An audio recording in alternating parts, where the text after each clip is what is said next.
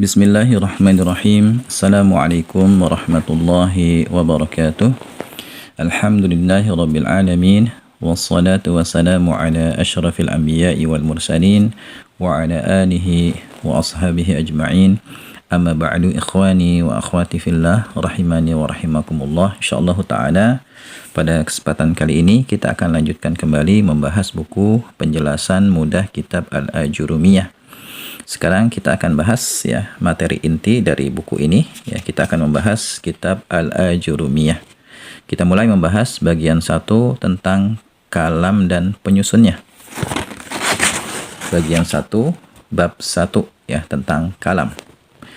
Di sini dikatakan Ibnu Ajjurum rahimahullahu taala berkata, Bismillahirrahmanirrahim. Dengan nama Allah yang Maha Pengasih lagi Maha Penyayang. Ya, jadi beliau memulai kitabnya ini dengan mengucapkan basmalah ya, Bismillahirrahmanirrahim.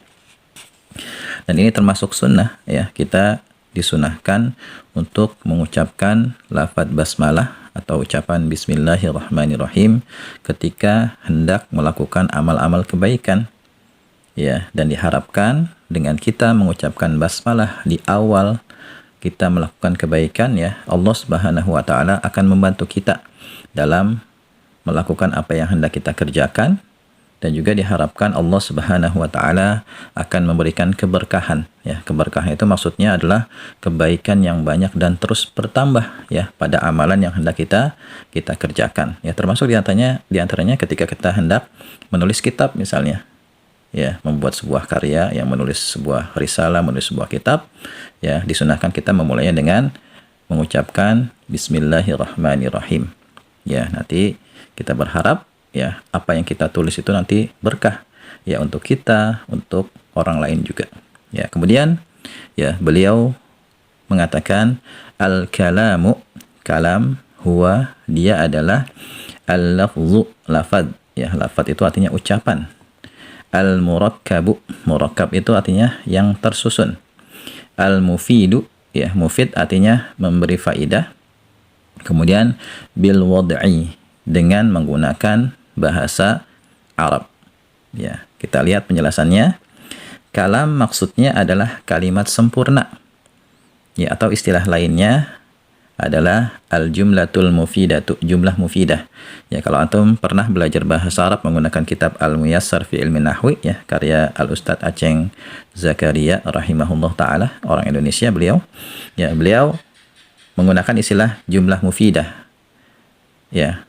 Jadi artinya sama ya, kalam dan jumlah mufidah itu maksudnya sama, yaitu kalimat sempurna ya. Dan sebelumnya kita sudah bahas definisi ilmu nahwu ya, di bagian muqaddimah kita sudah bahas bahwasannya ilmu nahwu adalah ilmu yang mempelajari 3 hal. Ya, di antaranya ilmu nahwu itu mempelajari bagaimana caranya kita menyusun kata menjadi kalimat.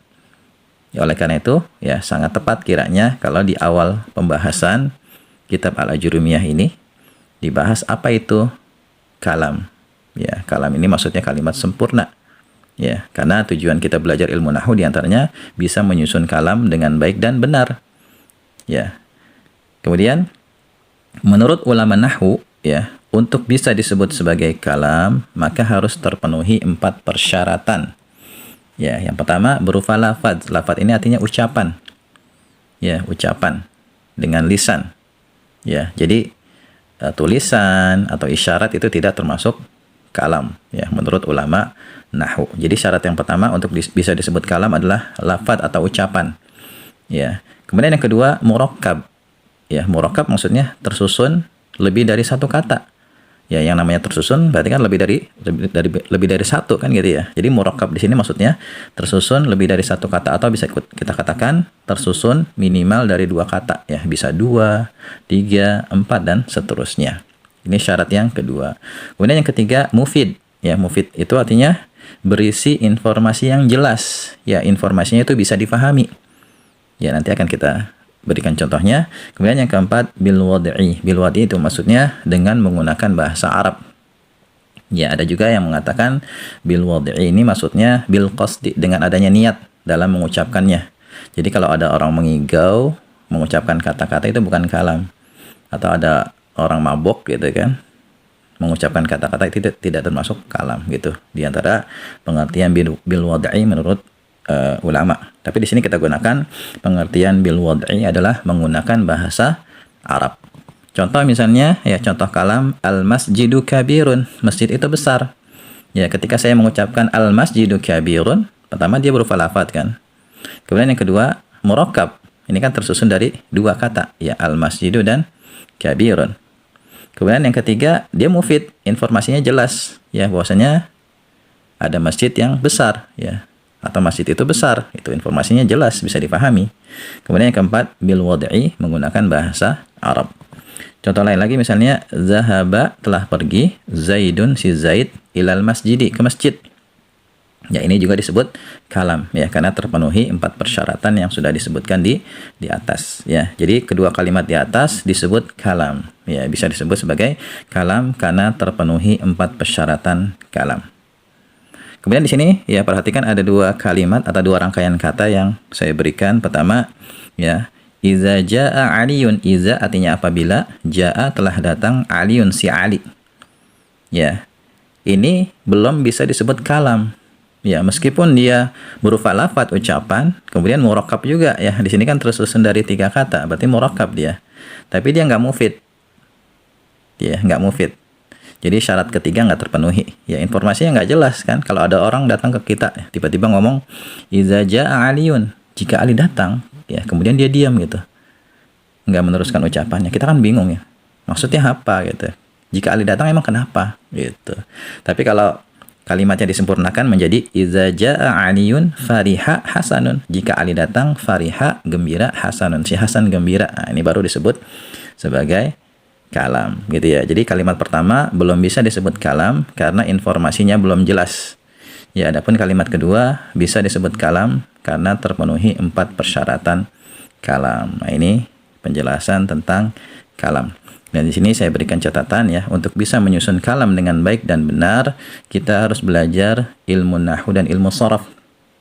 Jadi syaratnya kalau kita ingin menyusun kalimat sempurna menggunakan bahasa Arab ya dengan baik dan benar, ada 2 ilmu yang harus kita pelajari ya. Pertama ilmu nahwu, kedua ilmu sharaf ya. Makanya saya sarankan kepada antum yang belajar ilmu nahwu ya, pelajari juga ilmu sharaf. Dan insya Allah ilmu sharaf itu jauh lebih mudah dari ilmu nahwu ya. Di tingkat pemula kalau kita belajar ilmu sharaf itu hanya menghafal pola-pola kata aja. Insya Allah jauh lebih mudah. Ya, barangkali ini ya materi yang bisa kita bahas. Supaya antum semakin paham, silakan kerjakan latihannya. Ya, di sini nanti di latihan akan saya berikan contoh kalam yang lebih banyak. Ya, jadi lewat latihan ini sekaligus saya juga ingin memberikan contoh materi yang sudah kita pelajari. Ya, silakan antum kerjakan. Nanti akan kita bahas pada video berikutnya. Ya, barangkali ini ya yang bisa kita bahas, semoga bisa difahami ya. Kalau ada pertanyaan silakan antum ajukan di kolom komentar. Wallahu a'lam bishawab. Subhanakallahumma wabihamdika asyhadu an la ilaha illa anta astaghfiruka wa atubu ilaik. Assalamualaikum warahmatullahi wabarakatuh.